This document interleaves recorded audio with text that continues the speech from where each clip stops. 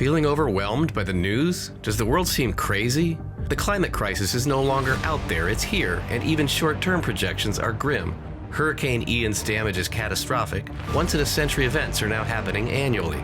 Authoritarianism is metastasizing globally. Russia invaded Ukraine, Hungary no longer qualifies as a democracy, and Italy just voted in the most fascist government since Mussolini. Polarization and xenophobia are appearing everywhere, even in historically tolerant countries like Sweden. It's estimated there's at least $30 trillion in dark wealth hidden in offshore tax havens, even overlooked places like South Dakota. Corporations have the same rights as people. The U.S. judiciary overturned rights held by 50% of the population for nearly 50 years. Trust in the judiciary and other branches of U.S. government is nearing all-time lows. And nation-states in the fossil fuel industry and the web of an international crime syndicate are merging, becoming indistinguishable. All of these are an intermingled, integrated, systemic issue that Russell Ackoff calls a mess. A mess is a system of systems problem. This video presents one theory of how these are all interconnected. We'll see some potential challenges to reversing many of these trends, as well as some ways to move forward in addressing them.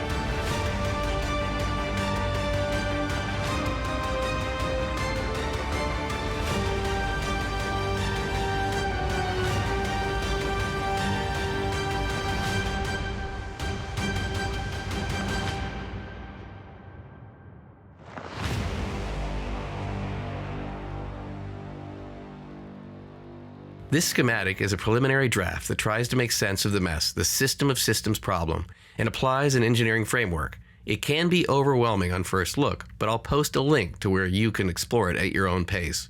At the core of the problem is a balancing loop that could, if dominant, prevent the catastrophic consequences of an economy reliant on non-renewables. Non-renewables are often carbon-based, and when we extract and use, they create horrible environmental health consequences. Emissions lead to climate change. Plastics, PFAS, leak into the environment, harming all wildlife, including humans. They are increasingly found in breast milk. EROI is short for energy return on investment. As we use more of the easy-to-extract fossil fuels, it takes more and more energy to extract. As EROI falls and harmful effects worsen, the natural response is to limit the extraction and use of non-renewables and replace with renewable resources. This natural response is a balancing loop which tries to keep emissions from growing. This is what global agreements at climate conferences attempt to achieve. Further, these potential negative impacts lead to strengthening laws to protect us, especially the most vulnerable. However, as the remaining supply of non-renewables shrinks, those assets become exponentially more valuable, incentivizing those owning them to continue extracting and selling. And assets in hard-to-reach places like the Arctic become more valuable and accessible due to melting ice. By limiting the ability of those who own these assets to extract and sell, this becomes a threat to further wealth generation. Threats to wealth through laws and taxation lead to many behaviors across the planet. First, those with wealth are incentivized to hide the money they have. This is well documented in two books by Oliver Bullough, Moneyland and Butler to the World. Money that could be used to protect the vulnerable instead becomes hidden in tax havens. Threats to wealth also lead to corruption, to generate illegal wealth that also must be hidden. Second, because laws and structures to strengthen well-being are put in place to tax wealth and eliminate corruption, those with dark wealth wish to hide more money and eliminate threats to wealth. What signs do we see of reactions to these threats? First, money, especially dark money, is used to influence politicians and to reduce the integrity of legal systems worldwide.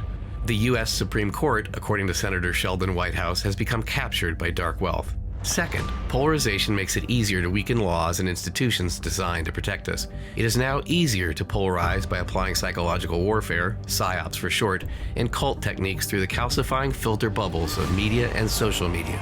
Third, the global trend of democracies sliding into authoritarianism, also driven by dark money, psyops, and polarization, makes it easier to weaken the very structures to protect us, while at the same time allowing kleptocrats to amass more resources to extort the global population.